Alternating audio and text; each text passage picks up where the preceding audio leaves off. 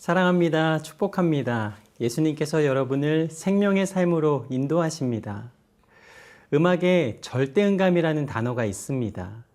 음을 들으면 그 음이 무엇인지 바로 아는 능력입니다. 다른 악기나 장치의 도움 없이 음의 높이를 바로 맞출 수 있습니다. 왜 이야기를 하냐면요. 우리가 하나님의 뜻을 정확하게 듣고 영적인 귀를 여는 것이 얼마나 중요한가 생각해 보았기 때문입니다. 믿음의 삶은 세상의 소리가 아니라 말씀을 통해 주님의 소리를 잘 듣는 것에서 시작됩니다. 오늘 말씀을 통해 주님의 말씀을 온전히 듣고 그 말씀대로 나아가는 저와 여러분의 삶이 되길 소망합니다. 오늘 본문 말씀 역대상 24장 1절에서 31절까지의 말씀입니다.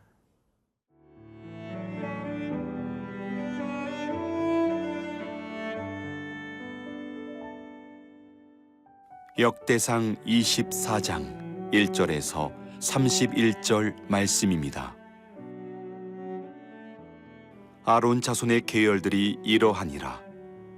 아론의 아들들은 나답과 아비후와 엘르아살과 이다말이라.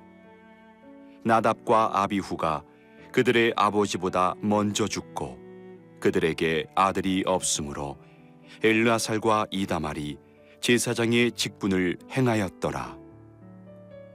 다윗이 엘르아살의 자손 사독과 이다말의 자손 아히멜렉과 더불어 그들을 나누어 각각 그 섬기는 직무를 맡겼는데 엘르아살의 자손 중에 우두머리가 이다말의 자손보다 많으므로 나눈 것이 이러하니 엘르아살 자손의 우두머리가 16명이요 이다말 자손은 그 조상들의 가문을 따라 8명이라. 이에 제비 뽑아 피차에 차등이 없이 나누었으니 이는 성전의 일을 다스리는 자와 하나님의 일을 다스리는 자가 엘르아살의 자손 중에도 있고 이다말의 자손 중에도 있음이라.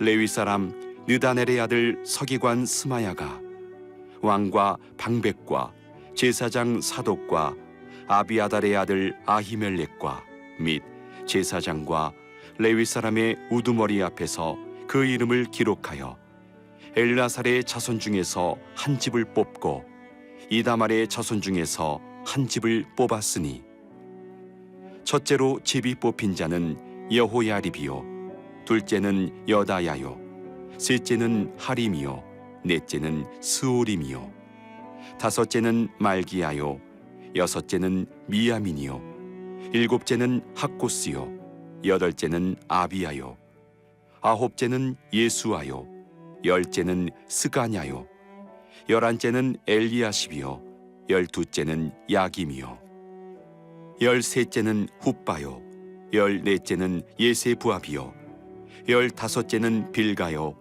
열여섯째는 임멜이요 열일곱째는 헤실이요 열여덟째는 하피세스요 열아홉째는 부다히야요 스무째는 여헤스겔이요 스물한째는 야긴이요 스물두째는 가물이요 스물셋째는 들라야요 스물넷째는 마시아라. 이와 같은 직무에 따라 여호와의 성전에 들어가서 그의 아버지 아론을 도왔으니 이는 이스라엘의 하나님 여호와께서 명하신 규례더라. 레위 자손 중에 남은 자는 이러하니 아므람의 아들들 중에는 수바엘이요 수바엘의 아들들 중에는 예디야며 르하비아에게 이르러는 그의 아들들 중에 우두머리 이시야요 이스할의 아들들 중에는 슬로못이요 슬로못의 아들들 중에는 야하시요 헤브론의 아들들은 장자 여리야와 둘째 아마랴와 셋째 야하시엘과 넷째 여가무함이요 우시엘의 아들들은 미가요 미가의 아들들 중에는 사밀이요 미가의 아우는 이시야라 이시야의 아들들 중에는 스가랴이며 무라리의 아들들은 마흘리와 무시요 야시야의 아들들은 브노이니 무라리의 자손 야시야에게서 난 자는 분노와 소함과 삭굴과 이불이요 마흘리의 아들 중에는 엘르아살이니 엘르아살은 아들이 없으며 기스에게 이르러는 그의 아들 여라무엘이요 무시의 아들들은 마흘리와 에델과 여리모시니 이는 다 그 조상의 가문에 따라 기록한 레위 자손이라. 이 여러 사람도 다윗 왕과 사독과 아히멜렉과 제사장과 레위 우두머리 앞에서 그들의 형제 아론 자손처럼 제비 뽑혔으니 장자의 가문과 막내 동생의 가문이 다름이 없더라. 아론은 대제사장직을 수행하고 있습니다. 그에게는 4명의 아들이 있습니다. 아론은 영광스러운 직무를 맡았습니다. 그러나 그에게 아픔이 있었습니다. 1절과 2절의 말씀입니다. 아론 자손의 계열들이 이러하니라. 아론의 아들들은 나답과 아비후와 엘르아살과 이다말이라. 나답과 아비후가 그들의 아버지보다 먼저 죽고 그들에게 아들이 없으므로 엘르아살과 이다말이 제사장의 직분을 행하였더라. 아들들이 제사장의 직무를 수행하는데 그중 2 아들이 죽고 맙니다. 그의 아들 나답과 아비후는 향로에 불을 담아다가 하나님께 드릴 때 하나님이 명하신 불이 아닌 다른 불을 담아 드리다가 하나님의 진노를 받고 죽습니다. 레위기 10장 말씀을 보면 불이 하나님께로부터 나와 그들을 삼켰다라고 말씀하십니다. 제사장은 자기 생각대로 하나님을 섬기는 사람들이 아닙니다. 세심하게 하나님의 말씀에 귀를 기울이고 철저하게 하나님의 명령을 따라야 합니다. 나답과 아비후는 하나님이 말씀하신 절차를 지키지 못했습니다. 향로에 어떤 불을 담든 상관없을 것으로 생각하고 하나님의 명령을 어긴 것입니다. 결국 아버지와 함께 영광스러운 직분을 맡았던 나답과 아비후는 비참한 모습으로 생을 마감합니다. 우리가 살아가는 삶 속에서 하나님께서 우리에게 중요한 것을 말씀하시는데 그 말씀을 알아듣지 못한다면 우리의 모습이 어떠할까요? 주님이 원하시는 것, 주님이 소망하시는 것을 파악하는 능력이 우리 안에 얼마만큼이나 있을까요? 복잡한 세상 속에서 하나님의 뜻을 분별하는 영적인 귀를 여는 것은 우리에게 필요합니다. 주님이 가라 말씀하시면 그 소리를 정확하게 듣고 싶습니다. 주님이 오라 말씀하시면 그 소리를 명확하게 듣고 싶습니다. 세상의 많은 소리들이 마치 우리의 소리인 것처럼 우리의 삶을 이리저리 흔들어 놓지만 우리는 말씀을 의지하여 다시 한번 간구합니다. 말씀을 통해 하나님의 음성을 온전히 듣는 저와 여러분의 삶이 되기를 간절히 소망합니다.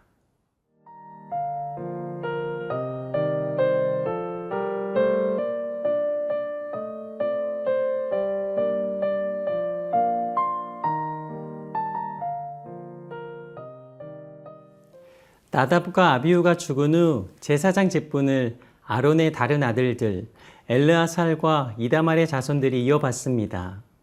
그런데 그중 엘르아살의 자손이 더 번창해 우두머리가 16명이 되고 이다말의 자손에서는 우두머리가 8명이 되었습니다. 그런데 말씀을 보면 제사장의 직분을 감당할 때는 2 자손이 직무를 공평하게 나누는 장면을 봅니다. 5절 말씀을 보겠습니다. 이에 제비 뽑아 피차에 차등이 없이 나누었으니 이는 성전의 일을 다스리는 자와 하나님의 일을 다스리는 자가 엘르아살의 자손 중에도 있고 이다말의 자손 중에도 있음이라. 맡겨진 일에 대해 제비를 뽑아 공평하게 일을 나눕니다. 제비를 뽑아 나온 대로 그 직분을 정하기 때문에 원망 없이 맡겨진 일을 행하게 됩니다. 6절을 보겠습니다.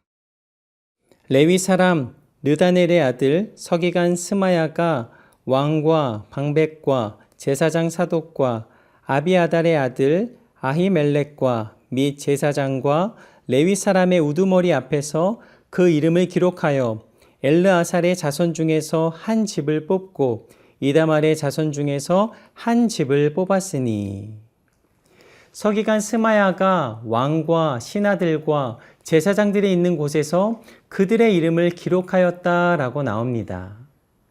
하나님 섬기는 일을 정확하게 하였다는 말씀입니다.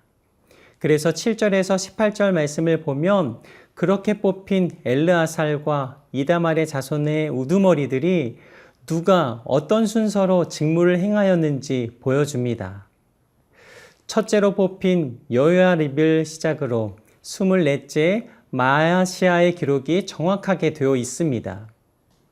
엘르아살과 이다만 두 집안에서 12명씩 모두 24명의 이름을 말씀하시므로 모든 일이 투명하게 이루어졌음을 보게 하십니다. 이 모든 일들이 하나님 손에 있음을 깨닫습니다. 하나님의 일은 어떻게 되어야 하는가?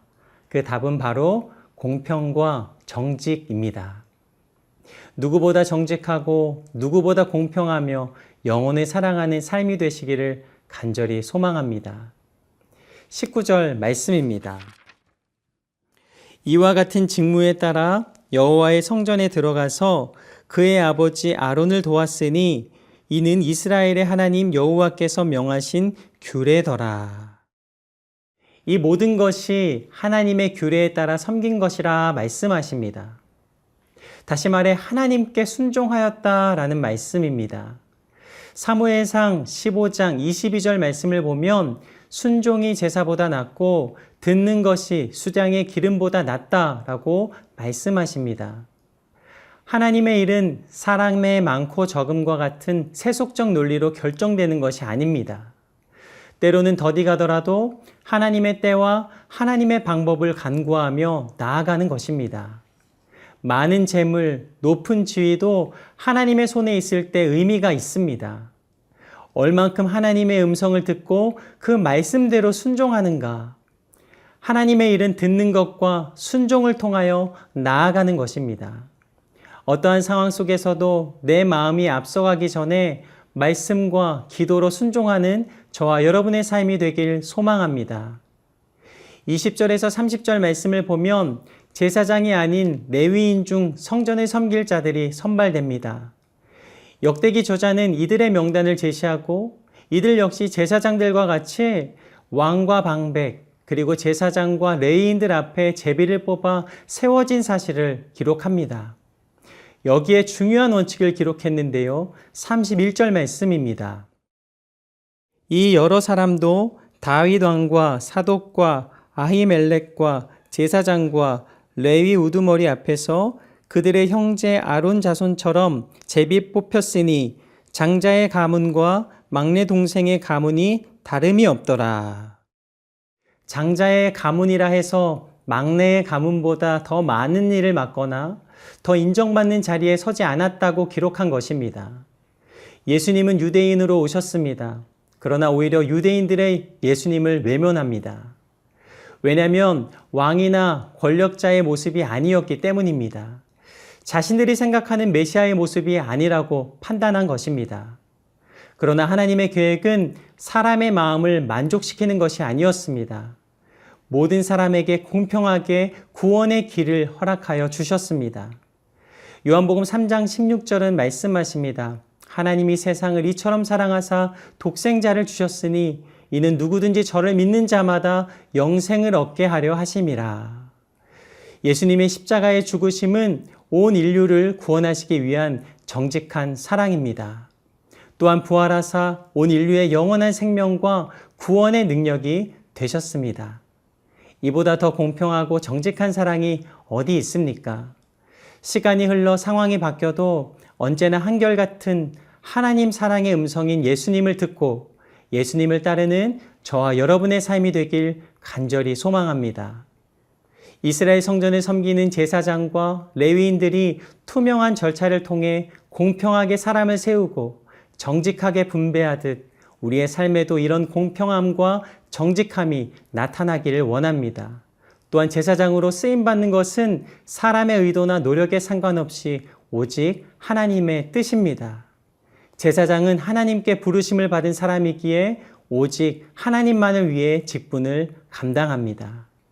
왕 같은 제사장으로 부름받은 우리 모두는 하나님의 부르심을 귀하게 여기며 하나님께 영광 올려드리는 삶을 살아가기를 간절히 소망합니다. 기도하겠습니다. 하나님, 오늘 하루를 살아가는 동안 하나님의 사람으로 공평함과 정직함으로 행하며 하나님의 빛을 전하는 삶을 살게 하여 주시옵소서. 영적인 귀를 열어주사 하나님의 말씀대로 순종하는 삶이 되게 하여 주시옵소서. 하나님의 말씀을 의지하며 이 하루도 승리하게 하여 주옵소서. 예수님 이름으로 기도드립니다. 아멘.